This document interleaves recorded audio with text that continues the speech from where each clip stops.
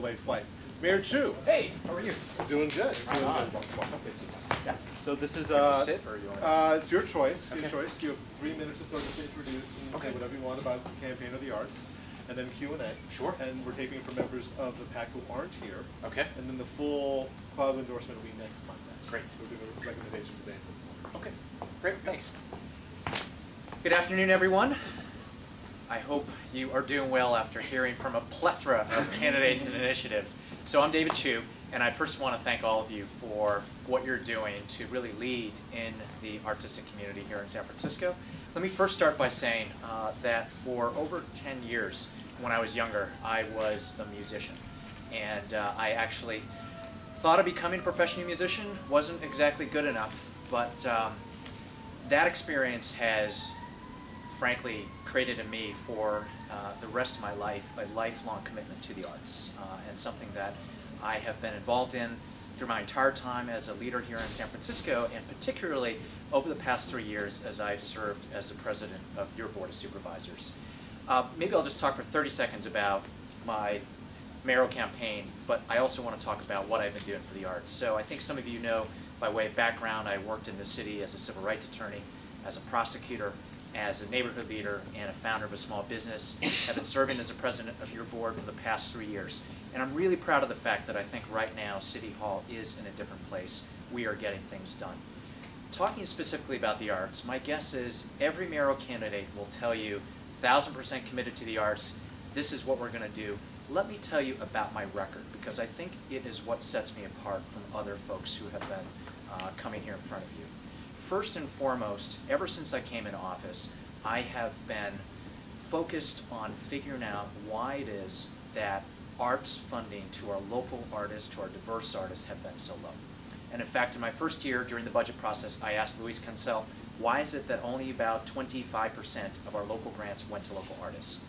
I basically told him at that time that if the numbers didn't change, I would be interested in looking at almost the local hiring equivalent for grants to artists. Over the past 3 years today, that number is now in the 60% as far as the percentage of grants that are going to local artists, which I think is the right trend, but it needs to continue. Secondly, I've been very focused on the lack of continued funding for our city-owned cultural centers. We all know that in recent years, compared to other big institutions, those cultural centers have not received their fair share. In fact, this year in the budget process, when I found out that the Queer Center and the API Center had been just cut, I put in the only add back related to the arts in this budget process to make sure that that was not the case, but this is an ongoing conversation we need to have. A third thing that I've done, in part in discussions with Deborah Walker and others, we all know that we have a 1% fee that is required of big developers downtown.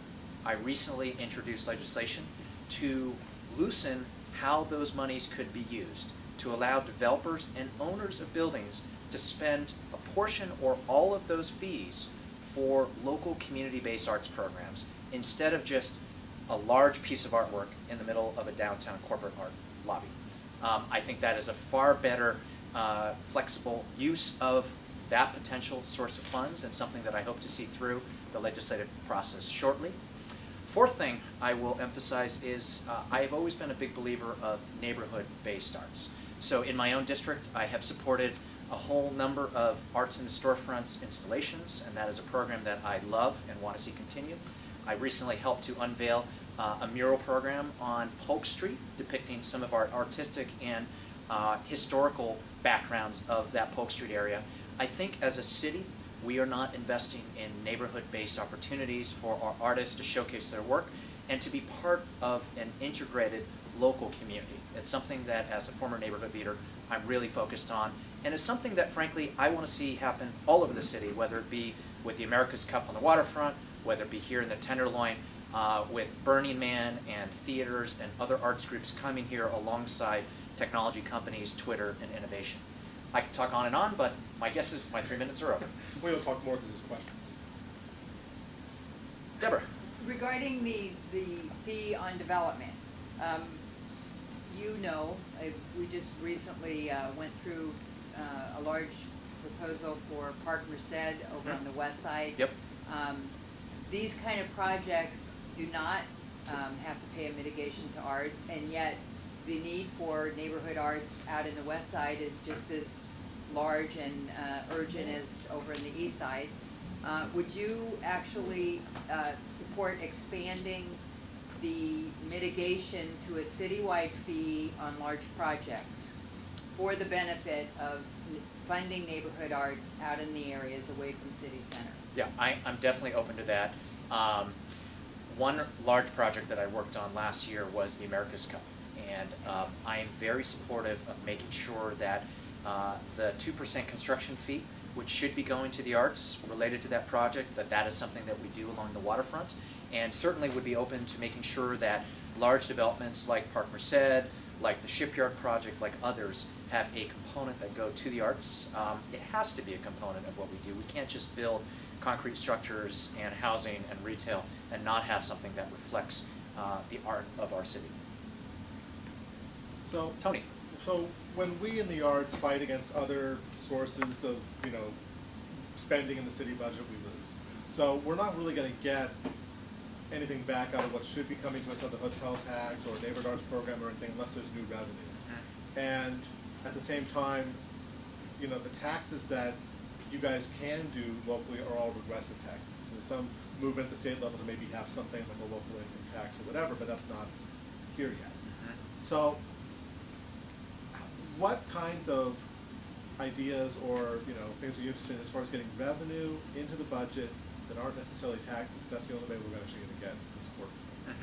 Well, as far as new revenues, let me talk about one thing which would be a tax, but I think something that needs to happen, which is we need to reform our business tax. I have been a champion of this ever since I served on the Small Business Commission. At this time, only 1 out of 10 businesses in San Francisco actually pay the business tax. And the tax that we have today is a payroll tax that penalizes the creation of jobs. So I'm very committed to reforming the business tax to make sure that we have a broader base of folks that are helping to support our general funds. I'm also a big proponent of bringing back the vehicle license fee that had been around in San Francisco for 50 years before Governor Schwarzenegger in 2003 took a wrecking ball to our budget and eliminated this fee, which brought $6 billion to state coffers and between $50 to $70 million to local coffers as well. Another revenue idea that I put out has to do with something that was actually in the papers today, which is the existence of about 110 miles of underground fiber related to IT infrastructure. Most of that fiber is unused. We could actually license that as a public system to the private sector, to hospitals, to schools, to private residences, and that is a source of revenue I think we should absolutely consider.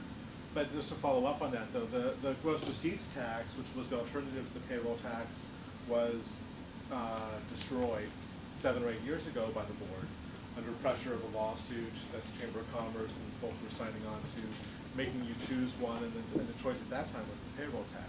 So, especially given the power that the Chamber of Commerce seems to have now on the board, how are you going to get a reform that leads to a meaningful tax that actually gets significant income that business actually supports? So a number of years ago, with the action that you're talking about, we used to have a dual business tax system.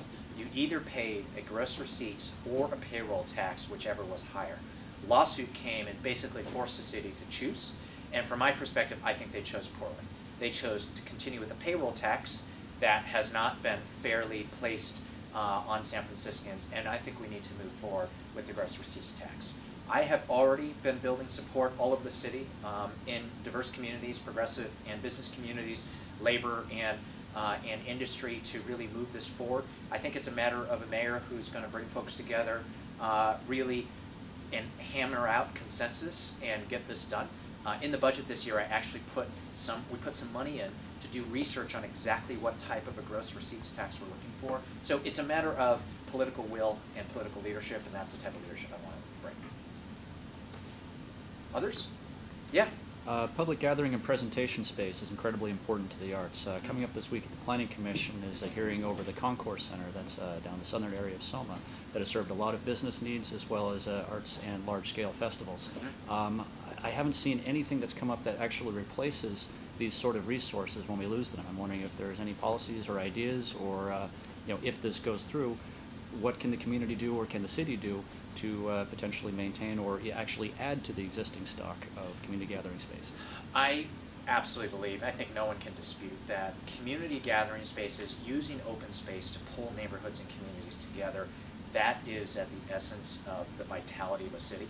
And I think that oftentimes we choose to allow these spaces to be replaced with private roads and cars, and we haven't taken back our streets, we haven't taken back our spaces for large gatherings like what you're talking about. So this is why in recent years I've been a huge proponent of Sunday streets, closing down the streets to create that community, of parklets, taking parts of our streets to turn them into, again, community alongside cafes and restaurants. And I'm very supportive of thinking about how to use large plazas and large opening spaces.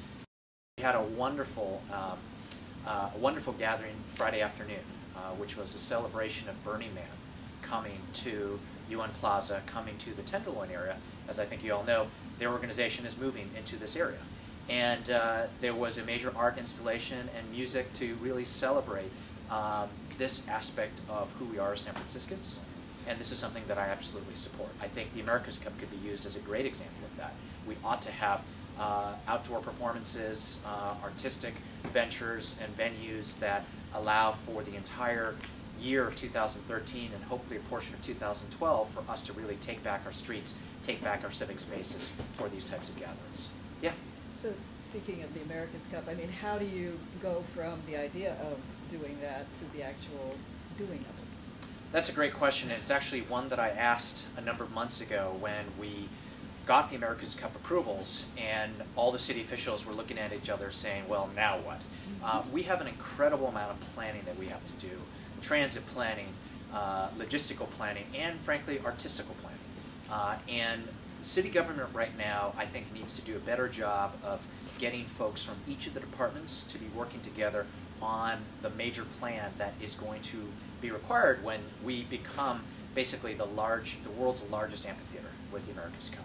And so right now there are conversations that are happening specifically around the arts. We need to make sure that it happens more, that we are engaging all of you in a way that we frankly haven't been, and that we're actually getting details down and implementing this stuff as soon as we can.